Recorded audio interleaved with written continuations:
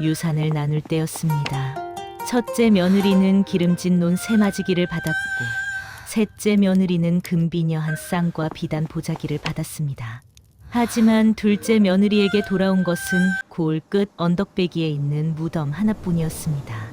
이름도 모를 무덤이었지요. 그날 밤부터 무덤에서 신음이 들렸습니다. 바람 소리인지 사람의 울음인지 알 수 없는 소리였지요. 사람들은 귀를 막으며 말했습니다. 저 무덤은 건드리면 안 된다네. 억울하게 죽은 사람의 원혼이 깃들어 있다네. 소문이 퍼지자 횃불을 든 사람들이 무덤을 둘러쌌습니다. 무덤을 열어보자는 것이었지요. 욕심에 눈먼 사람들의 얼굴은 횃불빛에 일그러져 보였습니다. 저 안에 보물이 있을 것이요. 둘째 며느리가 혼자 독차지하려는 것이 분명하오. 그런데 둘째 며느리가 홀로 무덤 앞을 가로막고 섰습니다. 찢어진 옷자락, 피 묻은 손, 그러나 흔들리지 않는 눈빛이었습니다. 안 됩니다.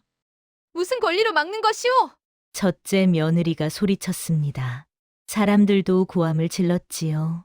하지만 둘째 며느리는 물러서지 않았습니다. 왜 그녀는 저주받았다는 무덤을 목숨 걸고 지키려 했을까요? 무덤 안에는 정말 보물이 있었을까요? 시아버지는 왜 하필 무덤을 유산으로 남겼을까요? 이 모든 의문의 답은 억울하게 죽은 한 선비가 남긴 단 하나의 약속에 있었습니다. 이제 무덤 하나 상속받고 사랑과 재물까지 얻은 둘째 며느리의 이야기를 시작합니다. 안녕하세요. 소아예요. 구독과 좋아요 눌러주실 거죠? 어디에서 듣고 계신지 댓글로 남겨주시면 마음으로 인사드릴 거예요. 조선 영조 임금 시대에 한양에서 남쪽으로 닷새를 걸어야 닿는 전라도 나주 근방에 심영감이라는 부자가 살았습니다. 영감은 논 20마지기의 밭 10마지기를 가진 큰 부자였지요. 장독대에는 항아리가 20개나 늘어서 있었고 곳간에는 쌀이 1000석이나 쌓여 있었습니다. 그런데 심영감에게는 한 가지 아쉬움이 있었습니다. 슬아의 아들이 없어 딸만 셋을 두었던 것이지요. 영감은 딸 셋을 모두 좋은 집안으로 시집 보내고 사위들을 친아들처럼 여겼습니다. 첫째 사위는 나주 장터에서 포묵전을 하는 상인이었습니다.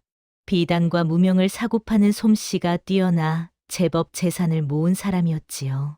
둘째 사위는 인근 서당에서 글을 가르치는 선비였습니다. 청빈하게 살았지만 학식이 깊고 인품이 바른 사람이었지요.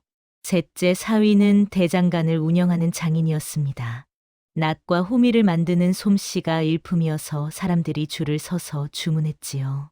심영감은 명절 때마다 사위들과 며느리들을 불러 모아놓고 말하곤 했습니다. 사람은 정성으로 사는 것이네. 재물이 많고 적음이 중요한 것이 아니라 마음가짐이 중요하다네. 작은 것에도 정성을 다하면 하늘이 알아본다네. 하지만 며느리들은 서로 다른 마음을 품고 있었습니다.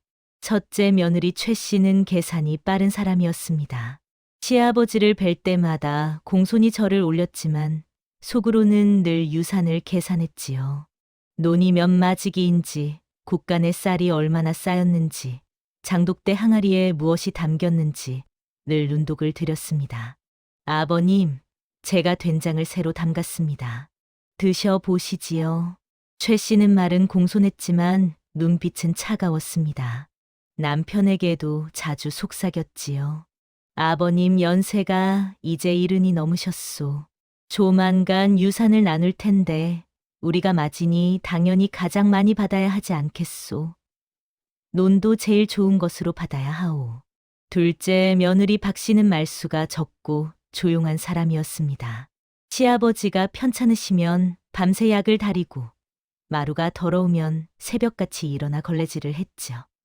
아궁이에 불을 지피고 장독대를 닦고 사랑채 서한을 정리하는 것이 모두 박 씨의 손길이었습니다. 다른 며느리들이 자기 집안일로 바쁠 때도 박 씨만은 시댁을 먼저 챙겼습니다. 심영감은 박 씨의 손을 잡고 말하곤 했습니다.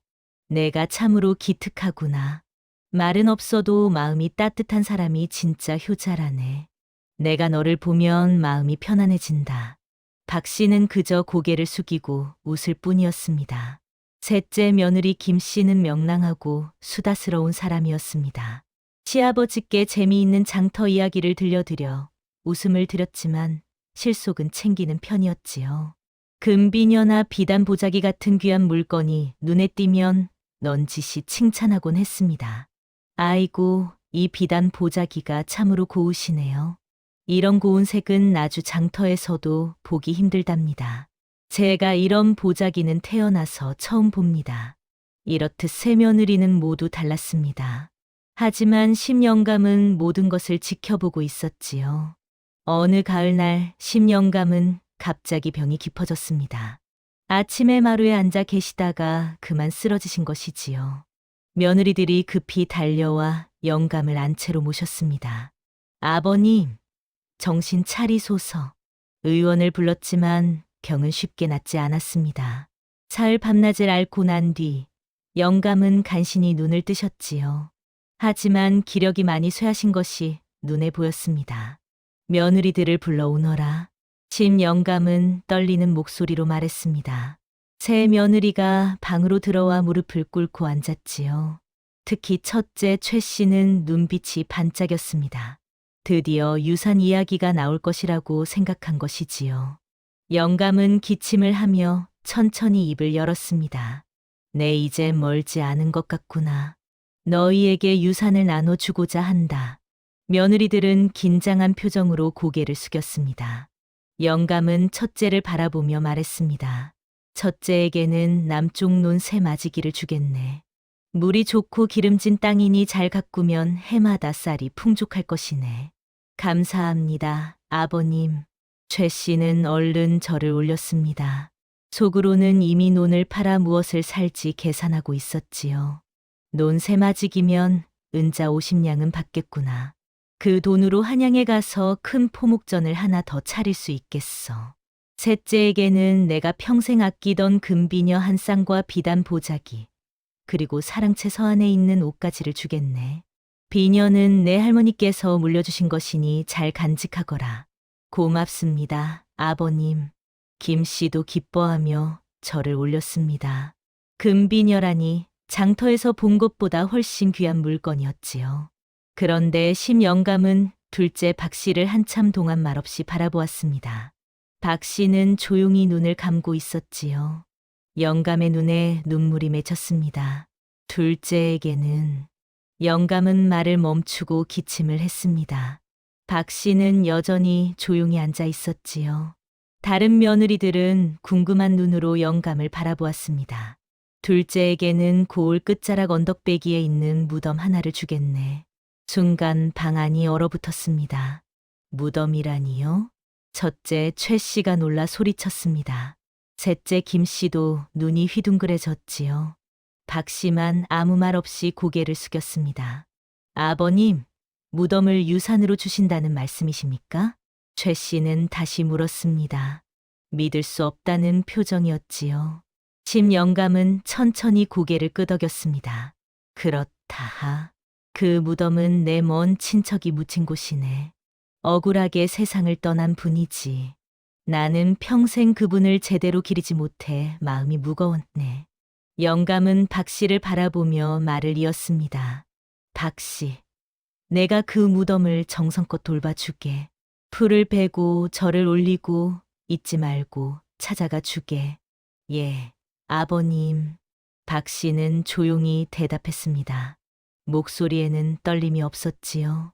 하지만 다른 며느리들은 속으로 비웃었습니다. 차라리 아무것도 안 주는 게 낫지 않습니까? 무덤이라니, 이게 무슨 유산입니까? 김 씨가 불평했습니다. 최 씨도 고개를 저었지요. 아버님, 둘째를 너무 박대하시는 것 아닙니까? 심영감은 눈을 감았습니다. 내 뜻을 헤아리게. 가장 귀한 것은 눈에 보이지 않는 법이네. 박 씨는 알아들었을 것이네.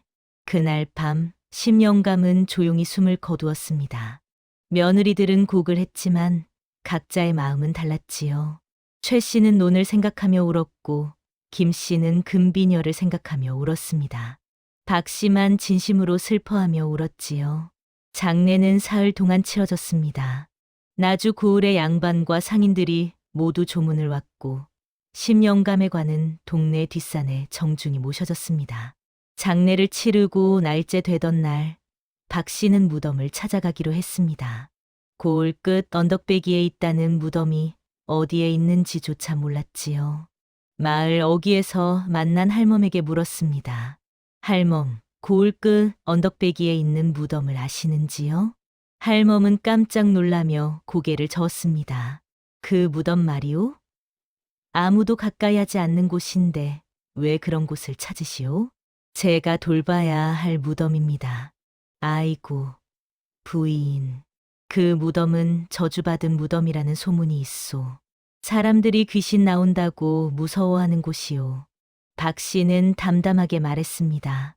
그래도 가야 합니다. 길을 가르쳐 주시겠습니까?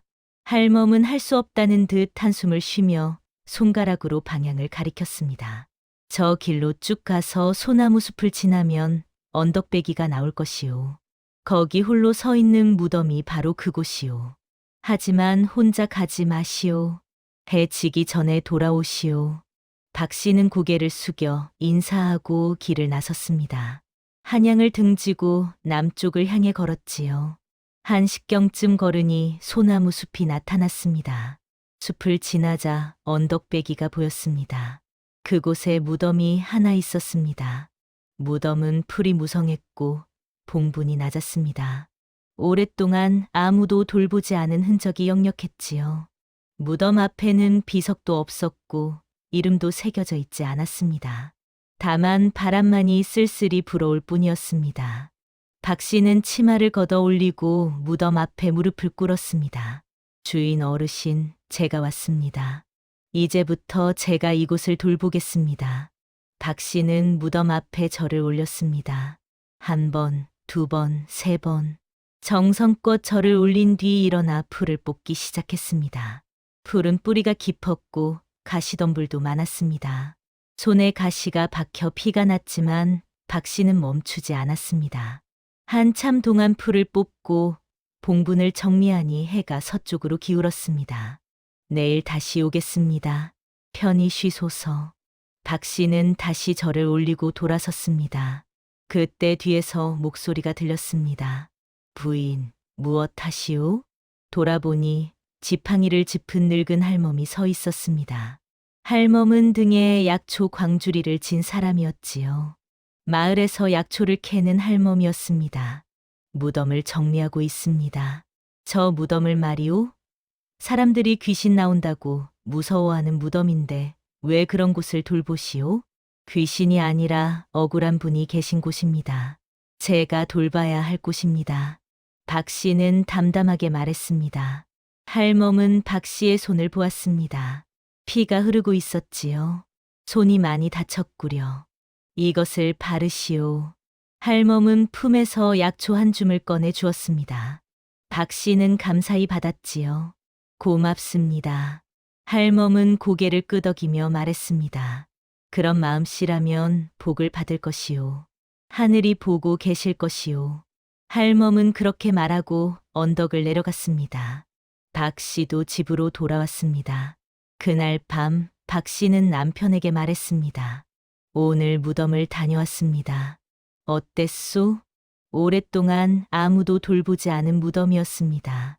이제부터 제가 정성껏 돌보겠습니다. 남편은 한숨을 쉬었습니다. 다른 며느리들은 논과 금비녀를 받았는데 당신만 무덤을 받았소. 아버님이 당신을 너무 박대하신 것 같소. 아닙니다. 아버님께서는 제게 가장 귀한 것을 주셨습니다. 무덤이 귀한 것이오? 박 씨는 고개를 끄덕였습니다. 예, 아버님께서 평생 지키고 싶으셨던 약속을 제게 맡기신 것입니다. 그것이 가장 귀한 유산입니다. 남편은 아내의 말을 이해할 수 없었지만 더 이상 묻지 않았습니다. 박 씨는 매달 초하루마다 무덤을 찾았습니다. 새벽같이 일어나 정화수를 떠서 소반에 올리고 나주 장터에서 산 떡을 함께 가지고 갔지요. 무덤 앞에 도착하면 먼저 정화수와 떡을 올렸습니다. 그리고 절을 3번 올렸지요. 주인 어르신, 오늘도 찾아왔습니다. 편히 쉬소서.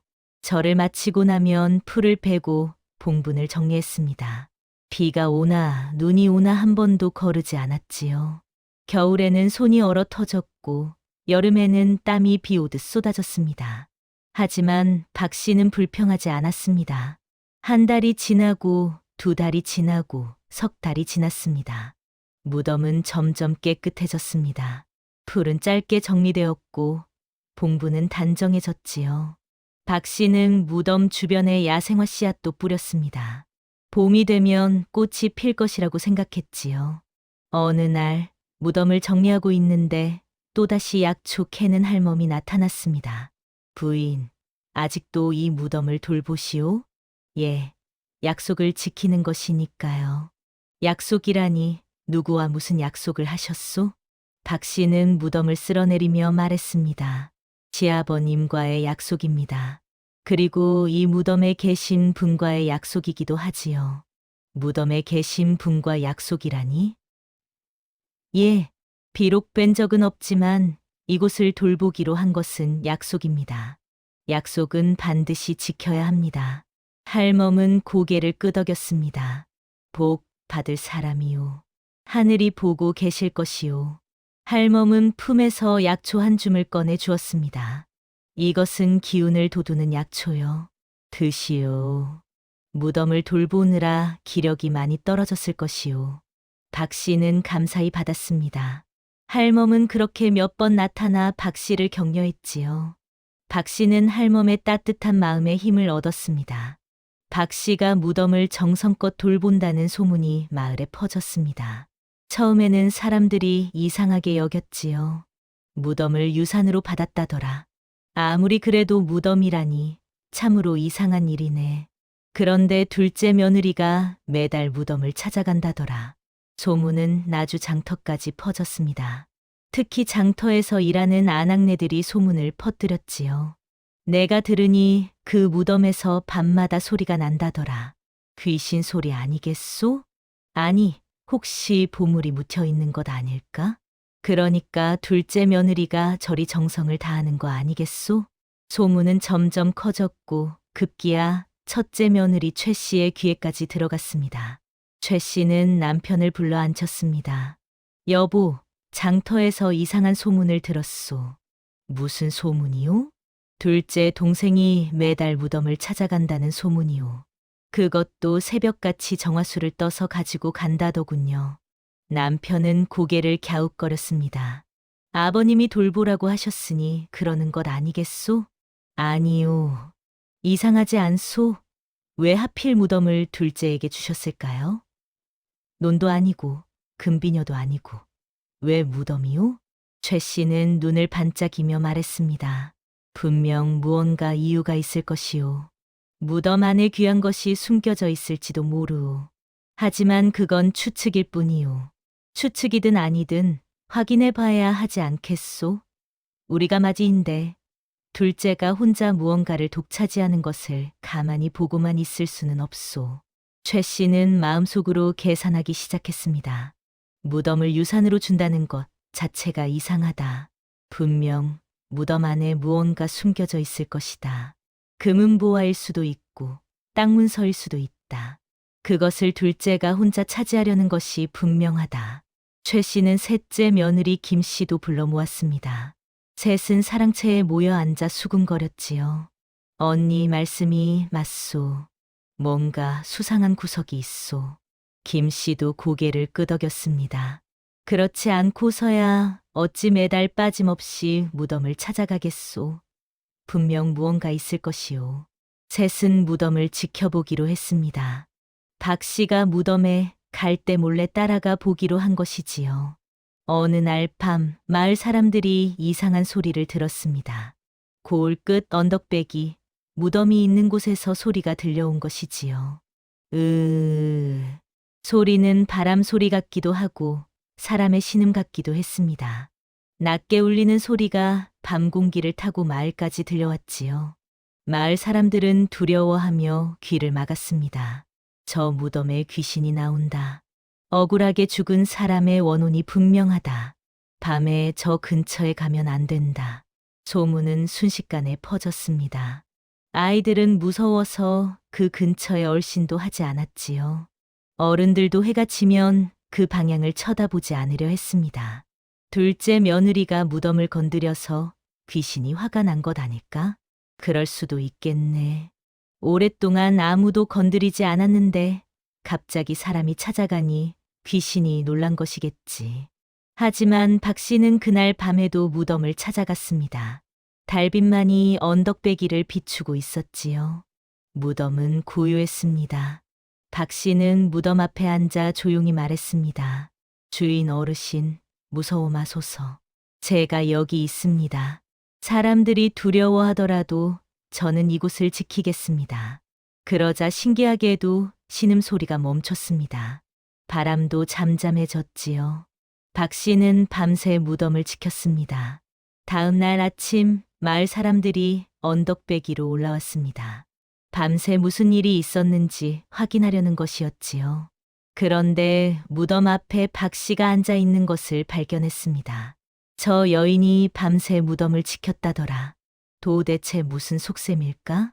혹시 무덤 안에 무언가 있는 것 아닐까?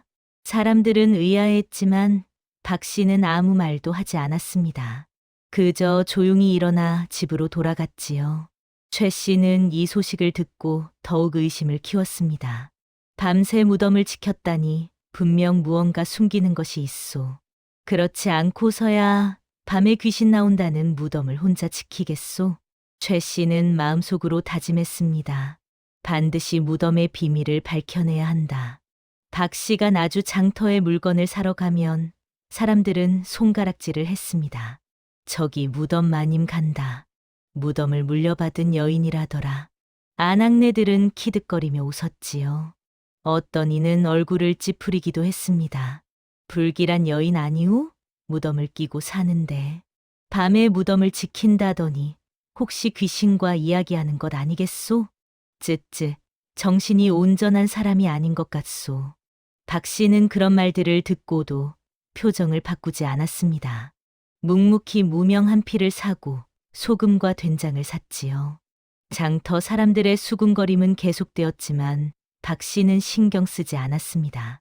어느 날 장터에서 거지 한 명이 박 씨에게 다가왔습니다. 남루한 옷을 입고 지팡이를 짚은 거지였지요. 아주머니, 밥 한 끼만 주시오. 사흘째 굶었습니다. 주변 사람들은 거지를 쫓아냈습니다. 저리 가거라. 장터에서 구걸하면 안 된다. 하지만 박 씨는 품에서 주먹밥을 꺼내 주었습니다. 아침에 집에서 가지고 온 주먹밥이었지요. 드시오. 거지는 감사히 받아 먹었습니다. 그리고 이상한 말을 했지요. 아주머니는 복 받을 분이오. 끝까지 지키시오. 때가 되면 모든 것이 밝혀질 것이오.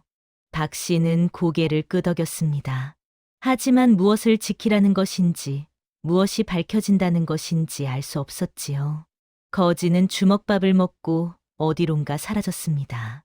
장터를 나서는 박 씨를 아이들이 따라왔습니다.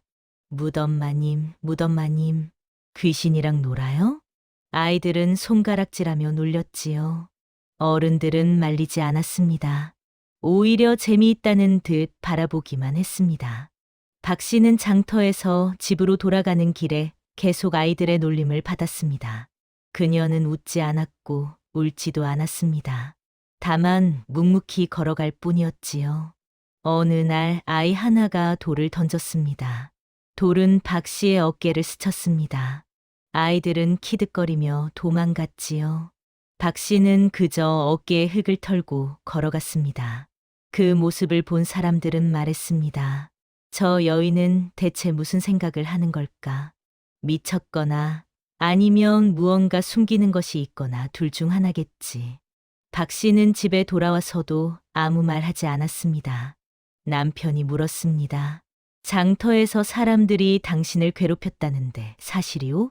괴롭힌 것이 아닙니다. 그저 모르는 것이지요. 무엇을 모른다는 것이오? 약속의 무게를 모르는 것입니다. 하지만 괜찮습니다. 저는 제가 해야 할 일을 할 뿐입니다. 남편은 더 이상 묻지 않았습니다. 마을에서 가장 나이 많은 어른이 박 씨를 찾아왔습니다. 어른은 80이 넘은 노인으로 마을의 모든 내력을 알고 있는 사람이었지요. 며느리, 잠깐 이야기 좀 하세. 박 씨는 어른을 사랑채로 모셨습니다.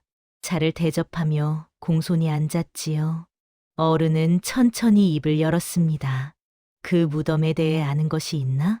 시아버님께서 돌보라고 하셨을 뿐입니다. 그 무덤에는 억울한 사람이 묻혀 있다는 말이 있네. 옛날 아주 오래전 일이지. 청렴한 관리가 간신의 모함으로 죽임을 당했다고 하네. 그분이 바로 그 무덤에 묻힌 분이지. 박 씨는 조용히 듣고 있었습니다. 사람들이 그 무덤을 금기시하는 이유가 있네. 억울하게 죽은 사람의 원혼이 떠돈다고 믿기 때문이지. 함부로 건드리면 화를 입을 수 있다고들 하네. 어른은 박 씨를 바라보며 말을 이었습니다. 며느리, 그 무덤을 계속 돌보는 것은 위험할 수 있네. 마을 사람들도 좋게 보지 않고 아이들까지 놀리고 있지 않나. 그만두는 것이 어떻겠나? 박 씨는 조용히 고개를 숙였습니다. 말씀 감사합니다, 어르신. 하지만 저는 약속을 지켜야 합니다. 약속이라니? 시아버님과의 약속입니다. 그리고 그 무덤에 계신 분과의 약속이기도 합니다. 비록 뵌 적은 없지만 억울하게 세상을 떠난 분을 정성껏 기리는 것이 제 도리라고 생각합니다. 어른은 고개를 가로저었지요. 금기를 어기면 안 되네. 그 무덤은 원래 아무도 가까이 하지 않았던 곳이네. 50년 동안 말이지. 그래서 더욱 지켜야 합니다. 50년 동안 아무도 찾지 않았다면 그분은 얼마나 외로우셨겠습니까? 박 씨의 목소리에는 떨림이 없었습니다. 어른은 한숨을 쉬었지요. 고집이 세구나. 하지만 조심하게. 사람들의 욕심이 불을 붙이면 큰 화가 될 수 있네. 어른은 그렇게 말하고 돌아갔습니다. 그러나 어른의 경고는 오히려 욕심 많은 귀를 자극했습니다. 최 씨는 어른과 박 씨의 대화를 엿듣고 있었던 것이지요. 억울하게 죽은 관리라니. 관리라면 분명 재산이 있었을 것이다. 그것이 무덤에 함께 묻혔을지도 모른다. 땅 문서나 금은 보화가 있을 것이 분명하다. 최 씨는 생각했습니다. 그리고 마음속으로 계획을 세우기 시작했지요. 소문이 마을 전체로 퍼지기 시작했습니다. 무덤에서 여인이 밤마다 울고 웃는다더라.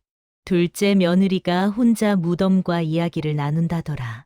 무덤 안에 청렴한 관리의 재산이 묻혀 있다더라. 소문은 점점 커졌습니다.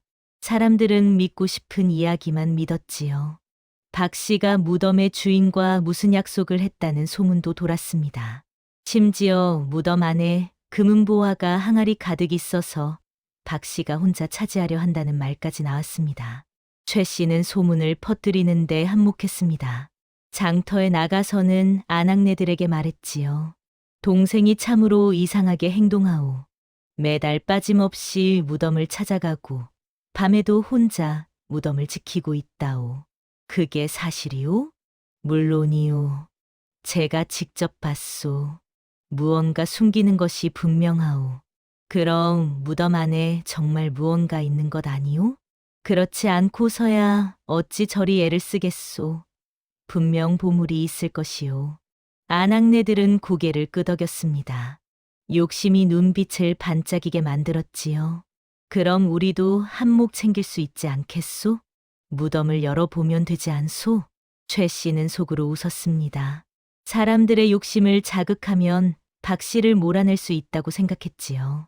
그런데 둘째 혼자 독차지하는 것은 부당하지 않소. 원래 우리 집안의 유산인데 말이오. 맞소. 맞소. 집안 일인데 혼자만 차지하면 안 되지. 사람들은 점점 흥분하기 시작했습니다. 최 씨는 계속 말을 이었지요. 우리가 함께 무덤을 열어보면 어떻겠소? 만약 정말 보물이 있다면 나눠 가지면 되지 않소? 그게 좋겠소. 함께 확인해 봅시다. 사람들은 고개를 끄덕였습니다. 욕심은 이성을 가렸지요. 박 씨는 사람들의 움직임을 눈치챘습니다. 장터에서 돌아오는 길에 수군거리는 소리를 들었던 것이지요. 하지만 어찌할 도리가 없었습니다. 그날 밤 박 씨는 남편에게 말했습니다. 사람들이 무덤을 열어보려고 합니다. 그럼 어찌하겠소? 제가 막아야 합니다. 하지만 혼자 어찌 막겠소? 사람들이 많으면 당신을 다치게 할 수도 있소. 박 씨는 조용히 말했습니다. 그래도 지켜야 합니다. 약속은 목숨을 걸고라도 지켜야 하는 것입니다. 남편은 한숨을 쉬었습니다. 아내의 뜻을 꺾을 수 없었지요. 박 씨는 무덤 앞에 앉아 고민했습니다. 달빛만이 언덕배기를 비추고 있었지요. 주인 어르신, 제가 어찌해야 할까요? 사람들이 이곳을 열어보려 합니다. 저 혼자서는 막을 수 없을 것 같습니다. 바람만이 대답할 뿐이었습니다. 박 씨는 눈을 감고 생각했습니다. 시아버지의 말씀이 떠올랐지요. 가장 귀한 것은 눈에 보이지 않는 법이네. 박 씨는 결심했습니다. 끝까지 이곳을 지키기로 말입니다. 설령 사람들이 몰려와도, 설령 다치더라도 약속만은 지키겠다고 다짐했지요. 그날 밤 박 씨는 무덤 앞에서 잠이 들었습니다. 그리고 꿈을 꾸었습니다. 꿈 속에서 하얀 옷을 입은 선비가 나타났습니다. 선비의 얼굴은 창백했지만 눈빛은 온화했지요. 오래 기다렸소. 선비가 말했습니다. 누구십니까? 나는 이 무덤의 주인이오. 억울하게 죽었지만 당신 같은 이를 기다렸소. 저는 그저 약속을 지켰을 뿐입니다. 그 약속이 귀한 것이오. 탐욕 없이 정성만으로 이곳을 지켜준 사람이 당신뿐이오. 선비는 미소 지었습니다. 나는 청렴한 관리였소. 백성을 위해 일했지만 간신의 모함으로 죽임을 당했지요. 죽기 전에 유언을 남겼소. 나를 진심으로 기려줄 사람을 찾는다고 말이오. 저는 시아버님의 명을 따랐을 뿐입니다. 당신의 시아버지는 나의 먼 친척이었소. 그분은 나를 평생 기리고자 했지만 연로하여 스스로 할 수 없게 되었지요. 그래서 며느리들을 시험한 것이요. 박 씨는 놀라 물었습니다. 시험이라니요? 누가 탐욕 없이 이 무덤을 지킬지 보려 한 것이오. 첫째는 욕심이 많고 셋째는 가벼웠소. 하지만 당신만은 달랐소. 당신은 아무것도 바라지 않고 오직 정성만으로 이곳을 돌보았소. 선비는 박 씨의 손을 잡았습니다. 때가 되면 모든 것이 밝혀질 것이오. 조금만 더 기다리시오. 그리고 끝까지 이곳을 지켜주시오. 어떻게 지켜야 합니까? 당신의 마음이 이미 알고 있소. 탐욕에 맞서는 것은 정성뿐이오. 선비는 사라지며 말했습니다. 감사하오. 당신 덕분에 나는 비로소 편히 쉴 수 있게 되었소. 박 씨는 꿈에서 깨어났습니다. 동이 트고 있었지요. 그녀는 무덤을 바라보며 다짐했습니다. 끝까지 이곳을 지키겠다고 말입니다. 여름 장마철이 왔습니다. 하늘이 갈라질 듯 천둥이 쳤고 장대비가 쏟아졌지요. 박 씨는 무덤이 걱정되어 비를 맞으며 언덕배기로 달려갔습니다. 주인 어르신, 제가 왔습니다. 무덤은 빗물에 쓸려내리고 있었습니다. 박 씨는 맨손으로 흙을 막으려 했지만 역부족이었지요. 천둥과 번개가 치고 비는 더욱 세차게 쏟아졌습니다. 박 씨는 무덤을 껴안듯이 봉분에 몸을 기댔습니다. 제가 지키겠습니다. 걱정 마소서. 비는 밤새 쏟아졌습니다. 박 씨는 한 발짝도 물러서지 않았지요. 다음 날 아침 비가 그쳤습니다. 마을 사람들이 무덤을 보러 갔을 때 모두 놀라움을 금치 못했습니다. 봉분의 한쪽이 무너져 내렸던 것입니다. 그리고 그 안에서 돌로 된 문이 드러났습니다. 사람들은 숨을 삼켰습니다. 문은 견고했고 그 위에는 글자가 새겨져 있었습니다. 하지만 비바람에 씻겨 읽기 어려웠지요. 저 안에 무엇이 있을까? 분명 보물일 것이다. 사람들은 흥분했습니다. 최 씨는 재빨리 현장으로 달려왔습니다. 그리고 사람들을 향해 소리쳤지요. 보물이 있다면 우리 집안 것 아니겠소. 당장 열어보아야 합니다. 사람들은 이미 파낼 생각을 하고 있었습니다. 호기심과 욕심이 두려움을 이긴 것이지요. 곡괭이를 가져오시오. 함께 열어봅시다. 사람들이 곡괭이와 삽을 들고 모여들기 시작했습니다. 그런데 박 씨가 나타났습니다. 그녀는 비에 흠뻑 젖은 옷차림으로 돌문 앞을 가로막고 섰습니다. 안 됩니다. 무슨 권리로 막는 것이오? 첫째 최 씨가 소리쳤습니다. 이것은 우리 집안의 유산이오. 당신 혼자 차지할 수 없소. 이 무덤은 제가 물려받은 것입니다. 함부로 열어서는 안 됩니다. 약속이라니? 대체 누구와 무슨 약속을 했다는 것이오? 박 씨는 대답하지 않았습니다. 다만 돌문 앞에 굳건히 서 있을 뿐이었지요. 사람들은 화를 냈습니다. 혼자만 차지하려는 것이 분명하다. 무덤을 독차지하려는 것이다. 저 여인을 치우고 문을 열어봅시다. 최 씨는 말했습니다. 보시오. 저 여인이 무언가를 숨기고 있소. 당장 관아에 고발하겠소. 박 씨는 여전히 움직이지 않았습니다. 사람들이 밀쳐내려 했지만 박 씨는 돌문을 껴안고 버텼습니다. 제발 그만두십시오. 이것은 열어서는 안 되는 것입니다. 왜 열면 안 되는 것이오? 무슨 이유가 있소? 사람들이 따졌습니다. 하지만 박 씨는 이유를 말하지 않았습니다. 말해도 믿지 않을 것이라는 걸 알고 있었지요. 해가 지자 사람들은 하나둘 돌아갔습니다. 하지만 최 씨는 말했습니다. 내일 다시 오겠소. 그때는 관아에 고발하여 관리를 데리고 오겠소. 박 씨는 그날 밤에도 무덤 앞에서 밤을 지샜습니다. 달빛 아래 그녀의 그림자는 길게 드리워졌지요. 밤이 깊어지자 추위가 몰려왔습니다. 박 씨는 떨었지만 자리를 뜨지 않았습니다. 새벽이 되자 온몸이 얼어붙은 것 같았지요. 그때 누군가 다가왔습니다. 약초 캐는 할머니였습니다. 부인, 이러다 얼어 죽겠소. 할멈은 자신의 두루마기를 벗어 박 씨에게 덮어주었습니다. 고맙습니다. 부인의 정성이 하늘을 감동시킬 것이오. 조금만 더 견디시오. 할멈은 그렇게 말하고 사라졌습니다.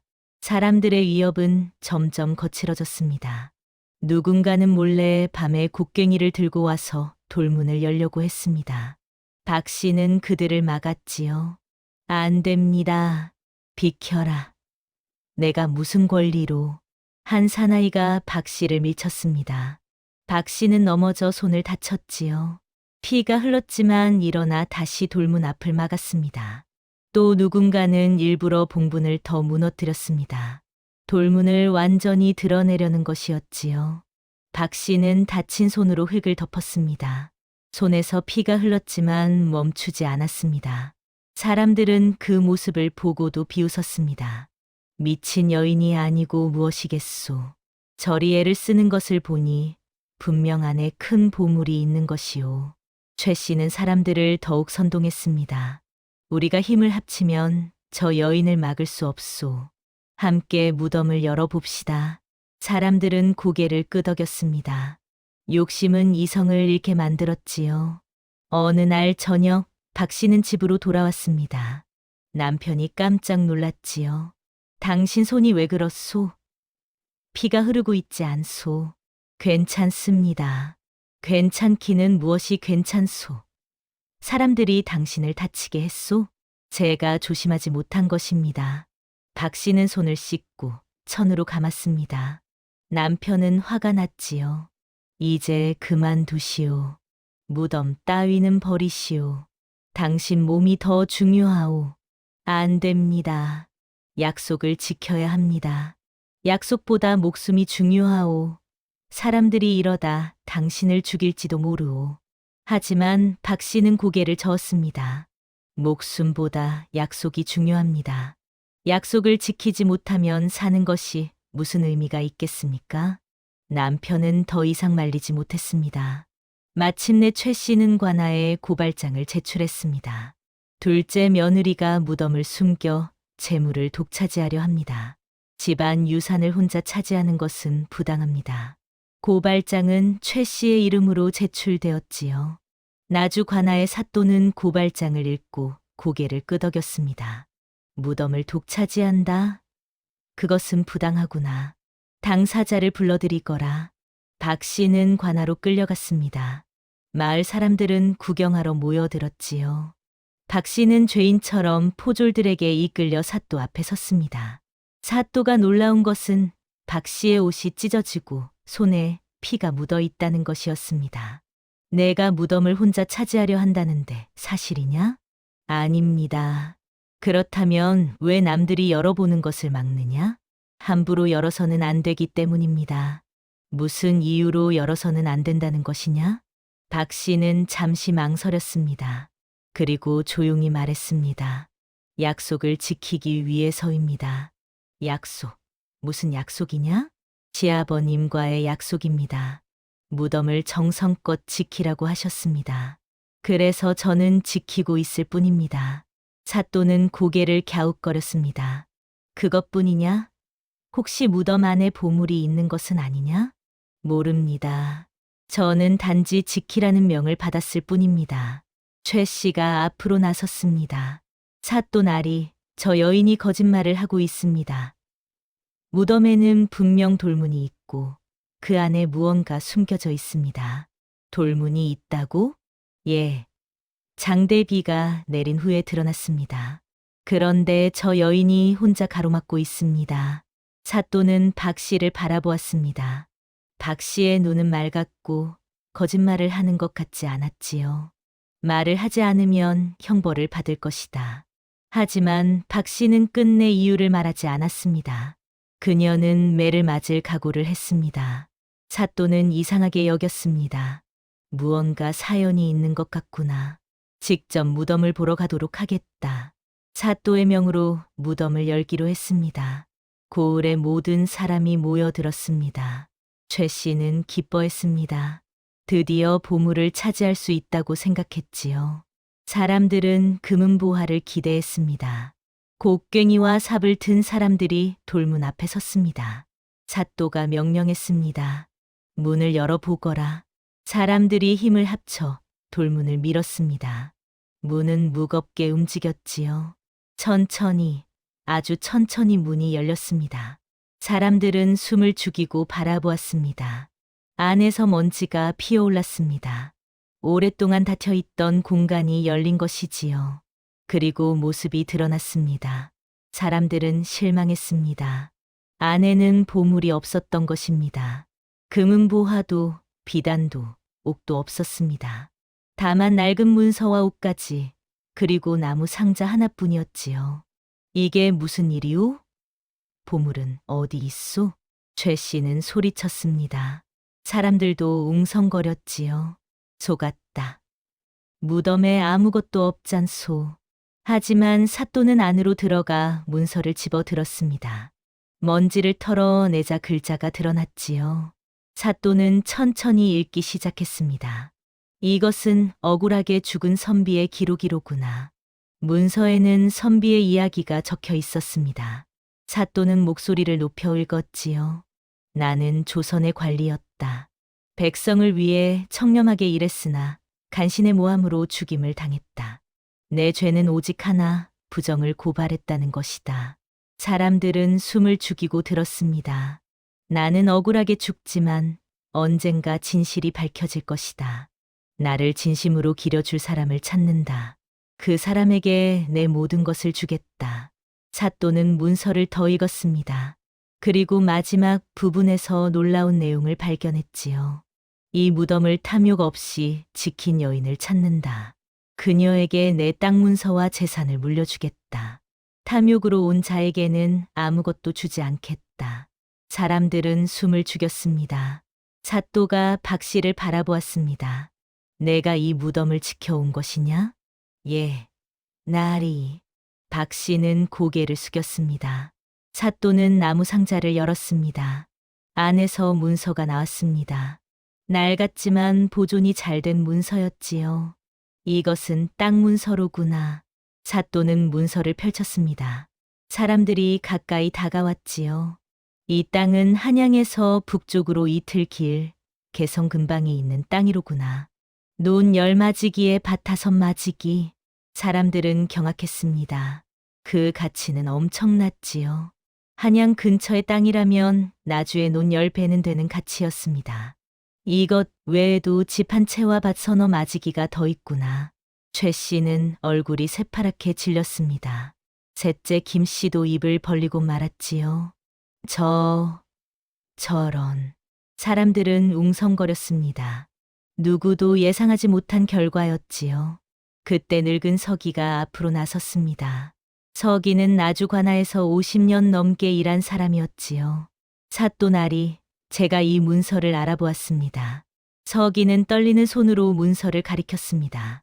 이 선비는 심영감의 먼 친척이었습니다. 심영감은 선비의 유언을 받들어 무덤을 돌보고자 했으나 스스로 할 수 없어 며느리 중 한 사람에게 맡긴 것입니다. 사또가 물었습니다. 그럼 왜 둘째 며느리에게만 맡긴 것이냐? 심영감은 며느리들을 시험했습니다. 누가 탐욕 없이 이 무덤을 지키지 말입니다. 첫째는 계산이 빠르고 욕심이 많았습니다. 셋째는 명랑하지만 가벼웠습니다. 하지만 둘째만은 말없이 정성을 다했습니다. 서기는 품에서 또 다른 문서를 꺼냈습니다. 이것은 심영감이 제게 맡긴 편지입니다. 둘째 며느리가 끝까지 약속을 지키면 이 땅 문서를 주라고 적혀 있습니다. 사또는 편지를 읽었습니다. 심영감의 글씨가 분명했지요. 그렇다면 이 모든 것이 박 씨의 것이로다. 그때 군중 속에서 한 사람이 앞으로 나왔습니다. 장터에서 박 씨에게 주먹밥을 받아먹었던 거지였습니다. 하지만 그는 더 이상 거지가 아니었습니다. 깨끗한 옷을 입고 당당하게 걸어왔지요. 사또날이 제가 증언하겠습니다. 내가 누구냐? 저는 선비의 제자였습니다. 스승님이 억울하게 돌아가신 후 저는 거지로 변장하여 이 마을을 지켜보았습니다. 누가 진심으로 무덤을 돌보는지 확인하기 위해서였지요. 거지는 박 씨를 바라보았습니다. 이 부인만이 탐욕 없이 정성을 다했습니다. 비가 오나 눈이 오나 한 번도 거르지 않았습니다. 심지어 저에게 주먹밥까지 나눠주셨지요. 저는 스승님의 유언대로 이 부인이 끝까지 무덤을 지킬지 확인했습니다.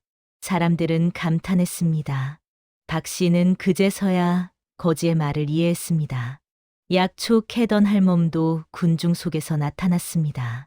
사또날이 저도 한마디 하겠습니다. 말해 보거라. 저는 이 마을에서 50년을 살았습니다. 그동안 저 무덤을 제대로 돌본 사람은 없었습니다. 모두 귀신이 나온다며 두려워했지요. 하지만 박 씨만은 달랐습니다. 할멈은 박 씨를 바라보았습니다. 이 부인은 비가 오나 눈이 오나 한 번도 거르지 않고 무덤을 찾아왔습니다. 손이 터지고 피가 나도 풀을 뽑았습니다. 사람들이 조롱해도 아이들이 놀려도 묵묵히 자기 길을 걸었습니다. 할멈은 박 씨에게 고개를 숙였습니다.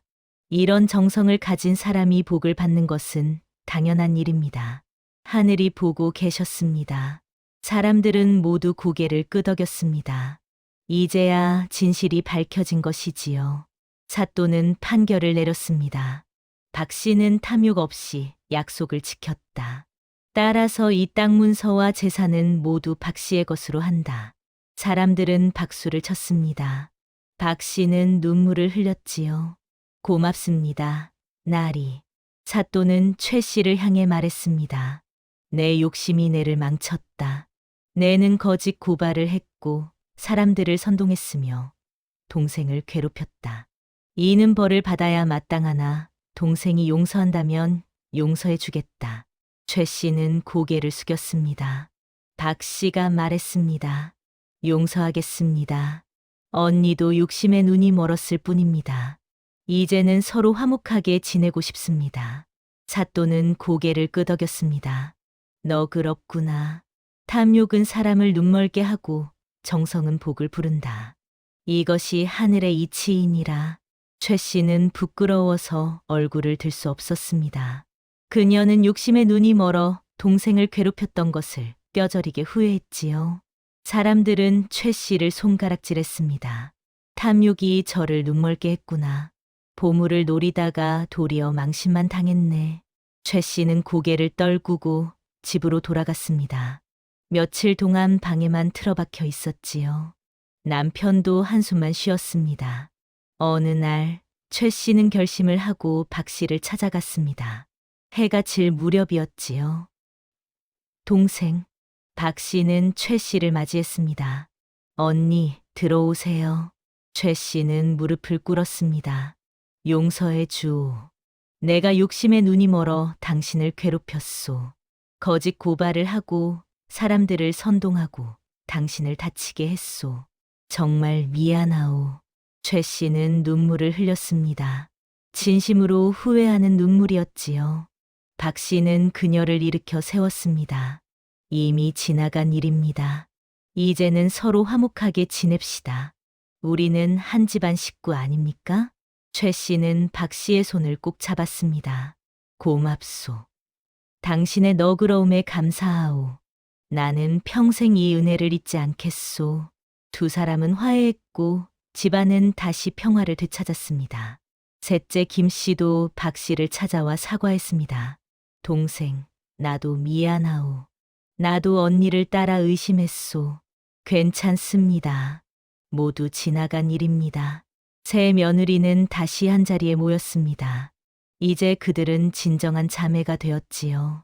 박 씨에게 땅 문서와 재산이 돌아갔습니다. 하지만 그녀가 얻은 것은 재물만이 아니었습니다. 무엇보다 사람들의 신뢰와 존경을 얻었지요. 사람들은 이제 박 씨를 보면 고개를 숙여 인사했습니다. 부인, 정말 대단하십니다. 그 어려운 일을 끝까지 해내시다니. 아이들도 더 이상 놀리지 않았습니다. 오히려 박 씨를 따랐지요.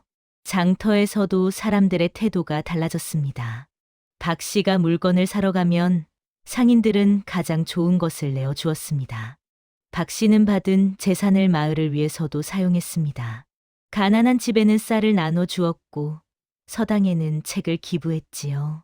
다리가 무너진 곳에는 새 다리를 놓았습니다. 사람들은 박 씨의 선행에 감동했습니다. 저분은 진정한 덕을 갖춘 분이오. 재물을 얻고도 욕심을 부리지 않으시네. 박 씨는 그저 웃으며 말했습니다. 이 모든 것은 하늘이 주신 복입니다. 나누는 것이 당연하지요. 무덤은 여전히 그 자리에 있었습니다. 박 씨는 여전히 매달 무덤을 찾아가 정성껏 돌보았지요. 이제는 마을 사람들도 함께 무덤을 돌보았습니다. 무덤 앞에는 비석이 세워졌습니다. 비석에는 이렇게 새겨져 있었지요. 억울함을 품고 떠난 선비여, 이제는 편히 쉬소서. 당신의 뜻은 정성으로 이어졌고 그 정성은 복으로 돌아왔습니다. 박 씨는 비석 앞에서 절을 올렸습니다. 그리고 조용히 말했습니다. 감사합니다, 주인 어르신. 당신 덕분에 제가 배웠습니다. 탐욕 없이 정성을 다하면 하늘이 반드시 알아본다는 것을 말입니다. 세월이 흘러 박 씨의 이야기는 나주를 넘어 전라도 전체에 퍼졌습니다. 사람들은 이야기를 들으며 교훈을 얻었지요. 탐욕은 사람을 망치고 정성은 복을 부른다. 약속을 지키는 사람에게 하늘은 반드시 복을 내린다. 집안 식구들도 모두 화목해졌습니다. 첫째 최 씨는 욕심을 버리고 검소하게 살았습니다. 셋째 김 씨도 박 씨를 존경하며 따랐지요. 명절이 되면 세 며느리가 모여 시아버지 제사를 지냈습니다. 제사상 앞에서 박 씨는 말했습니다. 아버님, 가르침을 잊지 않겠습니다. 정성과 약속을 지키며 살겠습니다. 세 며느리는 함께 절을 올렸습니다. 이제 집안은 진정으로 하나가 되었지요. 이야기는 말하지 않습니다. 다만 보여줍니다.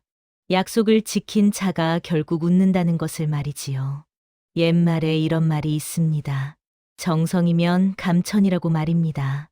진심과 정성으로 임하면 하늘도 감동한다는 뜻이지요.